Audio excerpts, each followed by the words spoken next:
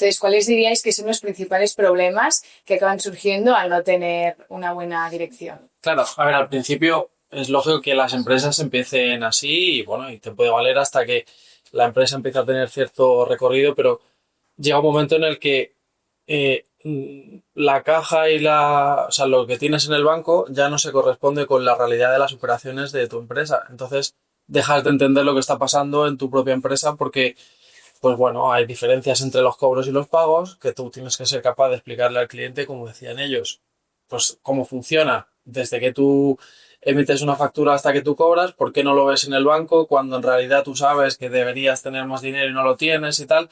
Entonces, se empieza a hacer complejo todo este flujo de información y el banco deja de enseñarte la realidad. Cuando empiezas a no entender eso, es donde seguramente necesites un perfil más analítico y muchas veces se creen que las gestorías o administrativos, etcétera, deben hacer ese rol y no son capaces de entender la diferencia entre los temas administrativos y la realidad de entender esta información.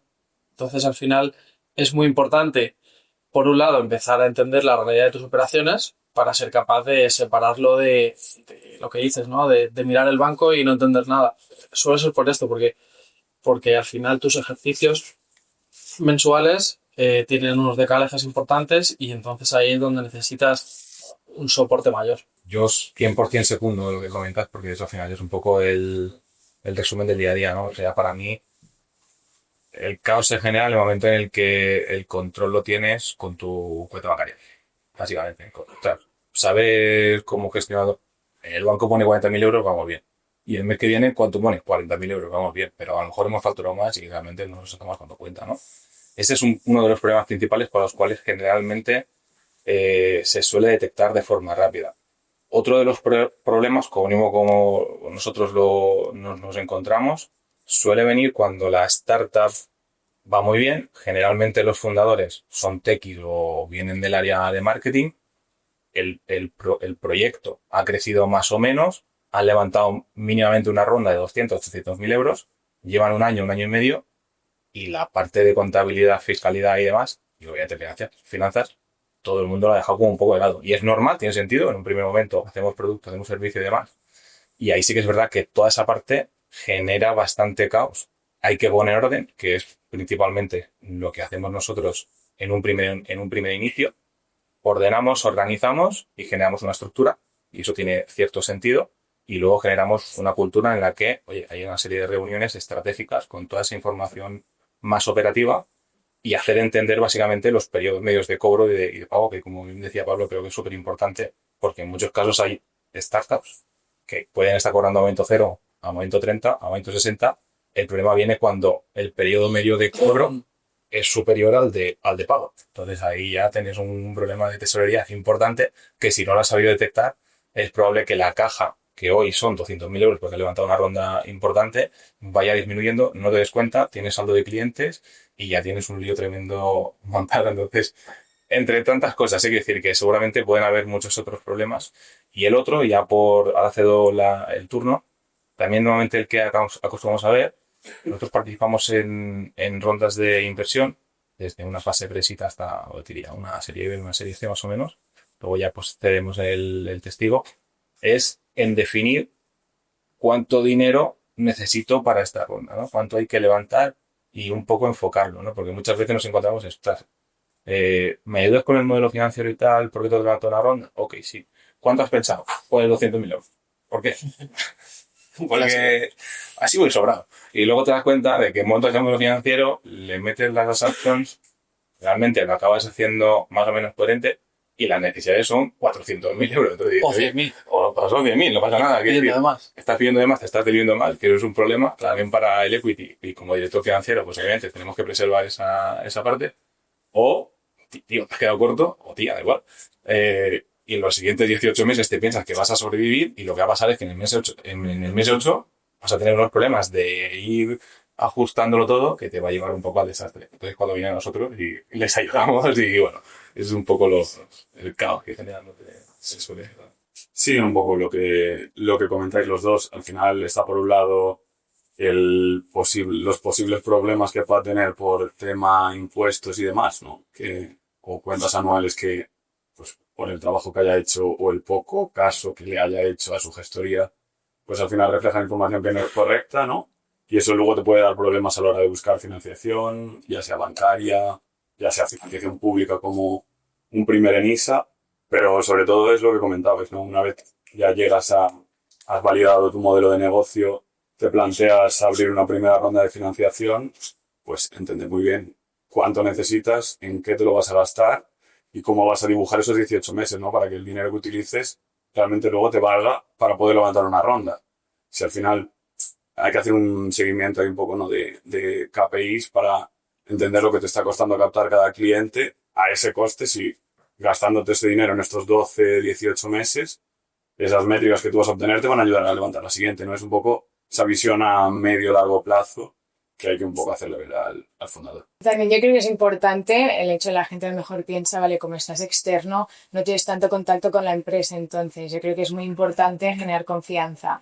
¿Cómo diríais que son las claves o los pasos a seguir para poder tener una relación más estrecha con la empresa? Yo creo que, o sea, cómo afectar un poco la cultura de la empresa es muy importante y ser capaz de, como tú no vas a estar interno allí y no vas a estar haciendo todo lo que quizá podría hacer una persona interna, lo que tú tienes que hacer, bajo mi punto de vista, es enfocar muy bien tu servicio a resultados. Entonces, yo por eso tengo muy claro los mensajes. Oye, yo no vengo aquí a hacer, a ser el departamento financiero completo en una sola persona, sino, oye, si necesitas más personal administrativo, yo te ayudo a ponerlo. Si necesitas más personal para temas de impuestos, etcétera, yo te ayudo con eso, pero mi empresa lo que hace es toda la parte analítica y de dirección financiera orientada a mejorar EBITDA y a mejorar la estructura de capital y la caja. Entonces, yo las reuniones semanales que pongo con todos los clientes, y así lo hace todo el equipo, es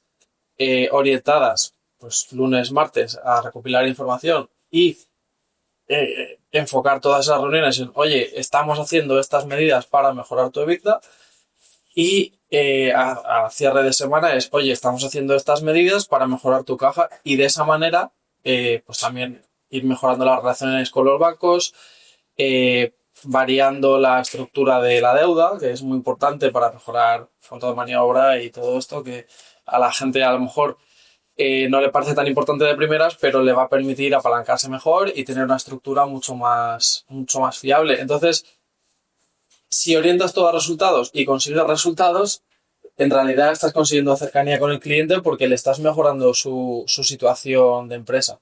Entonces, yo lo hago así, nosotros lo hacemos así, es orientándolo a resultados, no tanto a estar todo el día pegado al cliente, ¿sabes? ¿Y diríais que funciona de la misma manera tanto para pymes como startups? Nosotros principalmente trabajamos, o sea, pues diría así más o menos, por poner un número 85-15, ponle, o 80-20, 80 startup y el resto sería libre, ¿vale? Yo creo que es distinto, o sea, al final el trabajo va a ser muy parecido, pero sí que es verdad que la cultura que hay en una startup o en una pyme son distintas. Son distintas porque al final más o menos todos sabemos, pues una startup en principio son modelos de crecimiento mucho más rápidos y por tanto el ánimo de hacer cosas y de hacer 1000 cosas y solo quedarte por una, pues es bastante dinámico, y en cambio en una pyme está todo bastante más procedimentado. Eso no significa que a veces también se ven arriba y demás, ¿no? Entonces, yo creo que los puntos de entrada incluso hasta son distintos. Es decir, en una startup por norma general puedes estar entrando a partir de una ronda de 200, 300 mil, tiene bastante sentido, hasta entonces no. O que estén facturando ya X, no necesariamente tienen que facturar millones. En una pyme quizá pueden ir tirando con la gestoría, asesoría, alguien del equipo C-Level, saber algo de finanzas y demás, y llevarlo hasta el momento en el que a lo mejor puede estar facturando 2-3 millones, que como, oye, ¿qué hacemos? ¿Fichamos un director financiero externo o fichamos una persona full time que realmente en ese sentido es claro si es que realmente quieres que te dé ese valor? Entonces, las entradas son distintas y yo creo que el tema cultural, que es lo que decía Pablo, me parece también súper interesante, el hecho de cómo llegar a ganarte la confianza para los dos también, ¿no? En ese sentido, creo que es bastante parecido. 100% el hecho en el que al final necesitas un KPI que alguien lo pueda ayudar a medir, que es complicado. Sí, La realidad es que el KPI cuantitativo es complicado porque es como, hostia, vienes aquí a meter goles como Lewandowski, pues Claro. el Barça. Y si mejoras el EBITDA, no es por ti. O sea, quiere decir que, Claro, exacto, ese es el tema. que no te puedes apuntar el gol completo nunca. Nunca. O sea, Entonces, yo creo sí, que sí. somos más defensivos que Sí, ofensivos. sí, total. Y quizá muchas veces, o como mínimo así es como nosotros lo percibimos, es más una calidad, ¿no? de conversación, es más ostras, llevamos un proceso en el que llevamos quizás 6 12 meses y realmente el CEO o el equipo C-Level está viendo ciertos cambios, porque el hecho de tener mucha visibilidad de toda la P&L, pues implica ver todos los departamentos, producto, marketing y demás, ventas, y es como, no, que cada uno sabe lo que tiene, cada uno sabe cuáles son sus KPIs, nos vamos a medir, eso implica que al final deberíamos o no mejorar y el resultado final que se le evita debería mejorar para todos, ¿no? Entonces, eso cuando le das cierta organización al equipo, si le insisto, o al CEO o la CEO, pues le genera confianza. El primer mes, probablemente no. El segundo, tampoco. ¿Cuándo empieza a pasar esto? Cuando hay una relación de confianza. De hecho, y yo con eso apoyo. Una de las principales razones, y nosotros cuando entramos en cliente, yo siempre digo lo mismo. Yo vengo aquí a ayudarte a organizar, a ordenar tal, y entre comillas, a ser colega tuyo para ayudarte a que esto funcione, ¿no? Desde un punto de vista muy profesional, ¿no? Tener esa relación creo que es súper importante para ganar la confianza. Sí, un poco en la misma línea que vosotros. Al final, lo que tiene que entender el cliente o el CEO también es que tú estás ahí para ayudarlo. No eres un inversor, ni depende de ti que te den X y financiación. O sea, a nosotros no nos tienes que mentir, ¿no? Por así decirlo. Al final, está muy bien que tú vendas unas proyecciones X en tu board o para poder conseguir la siguiente ronda, pero la realidad es que el runway que tenemos que tener, la proyección de cash flow tiene que ser realista y en caso de que tengamos desviaciones, poder prepararnos, preparar un plan de contingencias o lo que sea para sobrevivir, pero a nosotros tenemos que tener una confianza para que no nos tienes que vender motos a nosotros, no tenemos que ver la realidad y muchas veces nosotros ayudarte a ti a ver la realidad, ¿no? De, oye, no vas a captar 8 clientes nuevos el próximo mes porque en el acumulado del año has captado 6, ¿no? O sea, no, ni va a cambiar tu ticket medio de 200 a 400 euros en 4 meses sin que hagas nada. O sea, hay que tener esa confianza para que el trabajo que hacemos sea más, le pueda ayudar más, ¿no? Sea todo más realista. Y para dar esta visibilidad, ¿usáis alguna herramienta en concreto que podáis recomendar? Creo que ellos están más enfocados en startups que en pymes, yo al revés. Yo estoy más en pymes que en startups, muy enfocado en el sector de moda, etcétera. Trabajo con muchas empresas, sector cosmético, eh, ropa, etcétera. Y me es muy útil Power BI. ¿Por qué? Porque en Power BI al final trabajo con empresas que tienen muchísimas referencias e intento conseguir saber cuál es el margen de cada referencia, ¿no? En este caso empresas de cosméticos, pues saber qué productos son deficitarios, solamente con eliminarlos del catálogo ya está ganando mucho dinero, ¿no? Entonces, yo al necesitar siempre análisis pormenorizados de muchísimos productos, márgenes brutos y márgenes directos por unidades, etcétera, todo eso Excel se te queda muy pequeño y al final es verdad que las empresas suelen estar acostumbradas a trabajar en el entorno Microsoft y yo soy partner de Microsoft, entonces el siguiente paso es Power BI y tenemos nuestros propios modelos y todo lo hacemos a través de Power BI para todo esto de rentabilidades, etcétera. Luego para temas de cash flow, proyecciones y tal, pues hay distintas que no quiero hablar de una en concreto porque he trabajado con varias, pero bueno, yo es la que más puedo recomendar para hacer un análisis realmente potente. En nuestro caso es quizá un pelín distinto. O sea, sí que es verdad que hay como muchos softwares que están en el mercado y quizá hayamos probado, pero nosotros somos usuarios 100% de Excel. Nos permite ser muy dinámicos en ese sentido y poder acotar muy bien lo que necesita el cliente. También, vean, nuestro cliente, insisto, o sea, al final es Presita hasta serie BC y no tiene, no en todos los casos, de algunos casos en los Sí, cuales pues, nos hemos encontrado típica mogollón de referencias y los Excel petan, o sea, porque al final no es una base de datos, sino es una hoja de claro. cálculo y esa es la realidad. Y ahí sí que tienes que ir a soluciones BI o algunas soluciones del mercado, ¿no? Y en cuanto al más lo que es el reporting y tal, eh, Excel o el Sheet, o sea, cualquiera de las dos. Y todo lo que es el detalle de cash flow también lo lo bajamos ahí. Lo puedes automatizar, o sea que todo eso ya más o menos lo tenemos bastante hecho con los modelos que funcionan, el modelo de negocio que tengas, pero nos es bastante útil. Sí que es cierto que hay un momento en el que estáis conmigo que tienes que cortar el Excel, porque ya es un drama, y necesitas unificar también, pues, datos, ¿no? Pero en principio creo que el Excel puedes tirar de momento hasta que venga OpenAI y nos va. Pero es un trabajo. Sí, yo un poco como comentaba Tony, tampoco llegábamos a tener volúmenes de referencias súper grandes como para llegar a utilizar herramientas más complejas, pero lo que sí al final, por ejemplo, nosotros utilizábamos como RP Holded y al final tiene una API abierta con Google Sheets y pues tener directamente el business plan, ¿no? Y el forecast conectado con la realidad mes a mes, que tú al final, si ese Holded lo vas nutriendo semana a semana con información, si lo tienes abandonado y no subes las facturas hasta la última semana del trimestre, pues no te va a dar ninguna información, ¿no? Pero si al final vas alimentando eso y demás, puedes llegar a conectar tu Google Sheets con el RP para que un poco la realidad y el forecast estén un poco alineados ahí. Pero como herramientas así un poco más complejas, tampoco mucho más. ChatGPT, obviamente, para apoyarte en cualquier modelo o lo que sea, pero no mucho más. Y como cualquier rol flexible, existen como muchas maneras de colaborar, ya sea por horas o por proyectos. ¿Cuál diríais que es el más común o que os funciona mejor a vosotros? Vale, o sea, nosotros por horas no trabajamos ni hacemos proyectos tan concretos. Nosotros vamos por servicio, tenemos 3 tipos de servicio en el que vamos llegando a más, ¿no? Entonces, tenemos una parte analítica, luego tenemos una parte en la que asumimos el resto del departamento financiero y nosotros nos encargamos de personal contable, etcétera.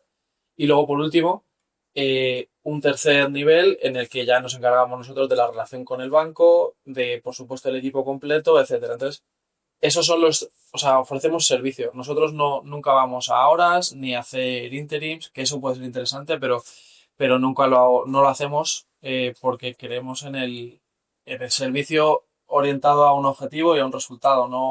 No trabajamos de otra manera, pero no significa que sea lo correcto, ¿eh? Es simplemente lo que nosotros hacemos. En nuestro lado, bastante parecido. Es decir, trabajar por horas, en un primer momento no sabes identificar las horas y también es normal. Al final somos financieros, pero en nuestra esencia creo que también somos consultores. Claro. Y como consultores, en un primer momento la curva de horas es brutal y lo sabemos. Y luego ya pues la bajas para intentar compensar las horas que has hecho en un primer inicio, ¿no? Entonces, trabajar por horas en un primer inicio realmente puede llegar a friccionar con el cliente, ¿no? El decir, ostras, digo, que me estás dedicando aquí 60 horas al mes. Y le tienes que pasar el reporte de horas y Claro. si no está en la piscina, ¿cómo lo sé? Y justo el primer mes le echas horas y Sí, el sí, primer sí, mes no hay tanta confianza. Realmente, ¿no? A lo mejor han podido cambiar los entregables, o sea que como genera ahí un poco de discusión. sí. Entonces, generalmente, nosotros en nuestro caso, al final lo que es un paquete, si fue as a service o si fue externo y demás, y donde cubres, pues bueno, desde lo que es la relación con el cliente, reporting y demás. O sea, al final, para que lo entendamos, tienes como 2 caras. La cara operativa, perfil operativo, donde te encargas de ayudar a gestionar con la gestoría, que realmente todo suceda como tiene que suceder, desde el punto de vista de balance y P&L. Te aseguras de que todo esto esté bien forecasteado con el modelo que tú te has montado y esto te deja una segunda capa o un segundo perfil que es el estratégico. Entonces, todo esto lo llamamos el estratégico al final, el hecho de poder definir, ¿no? Hacia dónde queremos ir. La pregunta es cómo queremos ir hacia ese punto. Y ahí ya pues tienes la línea de financiación tanto bancaria como pública, donde obviamente también nosotros ejercemos ahí una serie de acciones. Y eso es un poquito el servicio, ¿no? Y esto al final es un servicio que es un servicio recurrente, por alguna forma, y no por horas. Sí que es verdad que a veces hay como servicios más guano de, oye, podemos hacer este proyecto, realizar este proyecto. Como decir, esto lo tenemos que sacar fuera de lo que es la propuesta porque realmente... Sí. Pero a veces también hacemos cosas dentro de la propuesta y no pasa nada. Total. Yo un poco también en la misma línea que vosotros. En mi experiencia por horas nunca he trabajado, pero sí que a lo mejor sí que hacíamos pues eso, algún one shot, ¿no? De a lo mejor ese proyecto que está en una etapa muy inicial, que simplemente quiere tener una plantilla, ¿no? Con la que, oye, pues primero diseñar un business plan, que luego podrá cambiar o no, pero bueno, ya lo cambias tú, ¿no? O ya lo editas tú, porque en el momento en el que está tampoco tienes la necesidad de pagar un servicio recurrente todos los meses. Y sí que creo que puede tener sentido un one shot en esos casos de un momento inicial, me preparas un business plan, te explico un poco qué puedes ir editando, dónde puedes ir actualizando la información, para que con eso, hasta que tú levantes tu primera ronda además, pues puedas ir tirando con un cierto orden. Pero más allá de eso, siempre un servicio recurrente.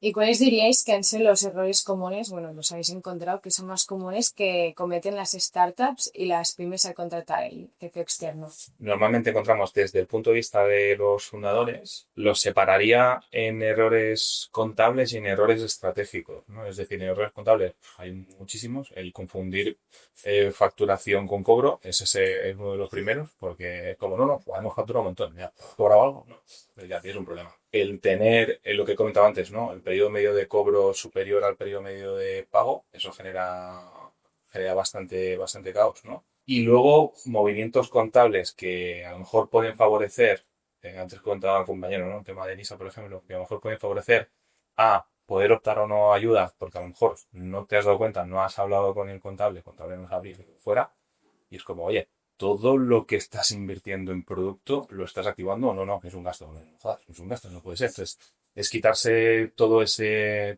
gasto a través de un movimiento contable que no tiene tampoco mucho más secreto, lo activas en el balance de situación y de esta forma tus fondos propios mejoran, ¿no? Entonces, como que ahora sí que ya, a lo mejor podemos ir a NISA, podemos ir a cualquier otro lado, la foto no hemos hecho nada, simplemente la hemos mejorado y ese es un tema que normalmente contablemente nos encontramos.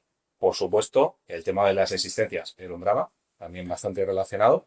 Si es que no hay, de hecho, hace poco también con un cliente lo comentamos de forma rápida, tipo, oye, ¿por qué tienes tanto dinero en existencia? ¿Cuánto tardas en estocarte? 30 días. Pues tenemos 7 meses. Es decir, que o había un súper descuento o no tiene sentido porque es un dinero que está alocado y que no tienes en tu bolsillo para hacer cualquier otra cosa. Sí, no puede vender a un ritmo más alto. O sea que 100%. sí. Y eso, quieras o no, te lleva a que las decisiones estratégicas, no sé si estáis conmigo, pues no sean las más adecuadas y son como los errores como más, de alguna forma, no lo quiero decir, pero como más típicos que podemos encontrar y que nos encontramos y que obviamente tienen que deshacer ese nudo para acabar dándole una estrategia con más sentido. Sí, yo un poco en la misma línea de lo que comentáis, que muchas veces se confunde, ¿no? ¿Qué tareas son de un CFO externo y qué tareas realmente son administrativas de gestoría de la propia empresa? Y sobre todo muchas veces, lo que comentaba al principio, ¿no? O sea, si la gestoría no está tratando bien los datos o no está haciendo bien su trabajo, no está presentando bien los modelos de impuestos después del asesoramiento que nosotros le damos o no está presentando las cuentas de la forma que nosotros le estamos pidiendo, ahí es tu responsabilidad. O sea, tú decides, yo te propongo, yo tengo que poder proponerte una solución, bien sea nuestra interna como gestoría o una gestoría que sea partner, que tengamos confianza y demás, pero tú eres el CEO el que toma la decisión. Si después de asesorarte, cambiarte de gestoría, cambiar el perfil administrativo, tú no lo haces, pues eso es decisión tuya, ¿no? Igual que un poco el tema activaciones, tema deuda, ¿no? O sea, nosotros podemos hacer un estudio de ratios, endeudamiento, liquidez, ver si realmente tiene sentido coger esta deuda o no, pero la última palabra siempre la tienes tú. Luego, si hay desviaciones o problemas, pues tienes que ser consciente de eso también. Yo creo que suelen ir por ahí los problemas o las discusiones. Y para quedarnos con un mensaje claro, si tuvierais que dar un consejo para una pyme o startup que está pensando en contratar un CFO externo, ¿qué le diríais? Bueno, o sea, yo vería primero si lo necesitan o no. A lo mejor realmente necesitan alguien interno y desarrollar un equipo completo, pero si están pensándolo, seguramente necesiten ayuda en ese proceso de cómo montar ese proceso, cómo analizar lo que tienen que analizar, que muchas veces no lo saben, eso es otra. Que parece que le estás enseñando el punto cuando les hablas del EBITDA o de la caja, etcétera, porque el descontrol llega en cosas que realmente son muy importantes y son muy básicas. Entonces, si todo eso no lo controlan, yo creo que es un momento muy interesante. Y luego, en mi caso, que yo trabajo con empresas que son bastante más grandes y menos startups, a mí creo que me pueden necesitar si tienen un volumen de datos lo suficientemente grande, por lo que hablábamos, ¿no? De las referencias, etcétera. Y si tienen, por así decirlo, una carga analítica grande que poder optimizar. Si no, bueno, hay otras soluciones. O sea, yo creo que el mensaje rápido, hay un mensaje rápido, ¿no? Pero al principio hemos dicho, Si el negocio lo controlas con tu cuenta corriente, habla con alguien. No sé si López, Pablo o Pablos en general, pero sí que habla con alguien. Creo que ahí es un punto de inflexión en el que la toma de decisiones no puede estar supeditada específicamente a una cuenta corriente, ¿no? Más allá es, si lo que necesitas es crecer y necesitas rodearte de los mejores. Hay un momento en el que obviamente puedes incorporar a un CFO interno, pero probablemente aún pasará bastante tiempo. Rodéate de ese servicio de outsourcing que te va a dar ese valor añadido desde ya un punto bastante elevado, es decir, que ya tiene bastante conocimiento y el hecho de trabajar con diferentes clientes, pues que eso no te va a dar un valor añadido a ti y sobre todo también a tus inversores, que también les va a gustar el hecho de que seguramente estés tú, lo tengas todo bien ordenadito y puedas dar respuestas rápidas del por qué, del cómo y hacia dónde nos dirigimos. Sí, al final que explore un poco, ¿no? Tiene muchas opciones a día de hoy aquí en España. Hay varias consultoras trabajando en el producto, que pida referencias y que sobre todo entienda si lo que está buscando y lo que le van a ofrecer están alineados, ¿no? En este punto, para que luego no haya fricciones en el futuro. Muy bien, pues no sé si tenéis alguna pregunta. Tengo una. La primera tradicional, la que no está muy profesionalizada, pero hay pymes que facturan muchísimo, esa se va acercando a vuestro servicio. Yo justo estoy muy enfocado ahí, ¿no? Entonces, precisamente es eso. O sea, las pymes, primero porque la regulación está cambiando y se les va a exigir, prácticamente se les va a acabar exigiendo una contabilidad analítica y no la tienen ahí. Tengo clientes, un cliente en concreto tiene 40 millones de facturación, que es un poco un ejemplo como lo que tú dices, y no sabe por proyecto cuánto factura. Entonces, dices, no solo cuánto factura, sino qué costes hay que imputar a cada proyecto, etcétera. Y es una empresa de construcción muy grande que dices, ¿cómo habéis llegado hasta aquí sin saber todo esto? ¿No? Es la pregunta que yo a veces me hago, digo, joder, entonces no seré yo tan importante. Si han llegado hasta aquí sin mí, yo no soy tan importante. Pero sí que les puedo ayudar, ¿no? Y eso justo está pasando en una barbaridad de empresas que están ya ahí, en esos niveles de rendimiento, desarrollo y facturación y no saben por qué tienen 4 millones en el banco, si podrían tener 5, si podrían tener 6, si pueden ahorrar costes aquí y allí, no lo saben. Entonces, es donde estamos enfocados nosotros. Yo creo que es un tema, vuelvo a lo mismo, no por repetirme, pero yo creo que es un tema cultural. Es decir, nacemos en un entorno startup y ya entendemos, nuestros inversores también nos lo hacen entender, de que necesitas una persona que controle esto y tú que eres un crack o una crack te dedicas a producto, a servicio o a lo que sea, y entonces ya sí que culturalmente se entiende de que ostras, un CFO lo tengo que incorporar en una startup y yo diría que 80% o 90% más o menos pueden llegar a contar con un perfil así, o un perfil que sea un poquito de todo. En pyme es más complicado, salvo 40 kilos. No, bueno, si hay ya mucho dinero, ¿vale? Sí, pero que ya nosotros nos hemos encontrado, y algo que ya le tenemos de factura 8 millones, 4 millones, 3, 12, y dices, joder, tío, has tenido un departamento contable y sacas los datos porque los trabaja con A3 o con Sage o lo que fuera en el equipo C-Level o el equipo C-Level que a veces una persona solo.